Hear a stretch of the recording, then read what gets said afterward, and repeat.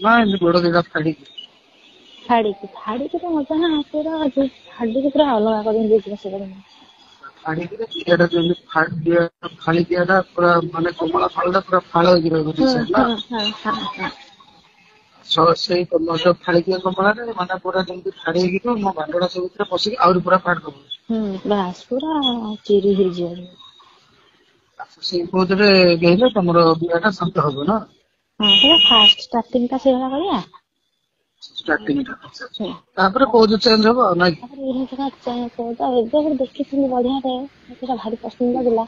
ପୁରା କାଖରେ କାଖେଇକି ମାନେ ତା ଦି ଛୁଆକୁ ହାତ ବସିକି କାଖ କରିଥାଏ ପେଟ କତିରେ। ଆଚ୍ଛା ମୁଁ ଠିଆ ହେବି ତମେ ତମକୁ କାଖେଇବି। କାଖ କରିବା କାଖ କରିକି ଆଚ୍ଛା ମୋ ମାନେ ଯେମିତି ଆଗ ଆଡୁ ମାନେ ଛାତିକି ଛାତି ଲାଗିବ ଯୁଦ୍ଧକୁ ଯୁଦ୍ଧ ଲାଗିବ। ଆଚ୍ଛା ତାପରେ ମୋ ବାଣ୍ଡଟା ତମ ଦିହ ଭିତରେ ପଶିବ। ମାନେ ଦି ଗୋଡ କତିରେ କାଖରେ ଦି ଗୋଡ ଛୁଆ ମିଲେଇକି ହାତ ବସେଇକି ସେଇ ତମେ ମାନେ ପକେଇକି ଆଚ୍ଛା ମୋ ହାତ ଦିଟା ତମ ଜଙ୍ଘ ତଳେ ରହିବ। ବାସ୍ ସେଟା ଛାଡିଦବ।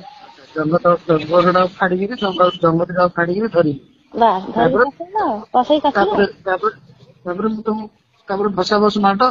ବାସ୍ ସେଟା ଏବେ ରିସେଣ୍ଟ ଭିଡିଓଟା ମତେ ବହୁତ ମଜା ଲାଗିଲା। ଆଚ୍ଛା ସେମିତି ଭସା ଭସି ତଳେ ବାଡରେ ଦିହ ଭିତରେ ବାଣ୍ଡ ପଶିଥିବ ସେ ତାପରେ ମୁହଁ ଲାଗିଥିବ ବାସ୍। ଆଚ୍ଛା ମୁହଁ ଲାଗୁଥିବ ମୁହଁ ବି କେତେବେଳେ ଯୁଦ୍ଧକୁ ଚାପୁଥିବ ଏଇଗୁଡା ସବୁ ଏମିତି ନାଇଁ କି? ଆଚ୍ଛା ତାହେଲେ ତ ବଢିଆ ମତେ ବି ସେଇ ପୋଜଟା ଭଲ ଲାଗେ। ଆଚ୍ଛା ସେଇଟା କରିବା ଆଉ। ଭାବିକି ଅଛି ସେଇ ଦିଟାଙ୍କ ଷ୍ଟାର୍ଟିଂ ଟା ଗୋଟେ ଏଇଟା ଏଣ୍ଡିଂ ଟା ଗୋଟେ ମଝିରେ ତମ ଚଏସ୍ ତମେ ଯାହା ଚାହିଁବ। ତମର ପୁଣି ଚଏସ୍ ଅଛି ନା ନାହିଁ? ଆଚ୍ଛା ଭଉଣୀ ମୋର ତ ସବୁ ପୋଜ୍ ପସନ୍ଦ ମତେ ତ ତମେ ଯେମିତି କହିଲ ଶୁଆଇକିରି ମାନେ ଫାଷ୍ଟ ପୋଜଟା ତାପରେ ଏଇ ପୋଜଟା ତାପରେ ପଛ ଆଡୁ ଡଗି ଷ୍ଟାଇଲରେ ତମେ ଆଣ୍ଠେଇକି ରହିବ ମୁଁ ପଛ ଆଡୁ ଦି ହାତରେ ସେ ପଛ ଆଡୁ କରୁଥିବି।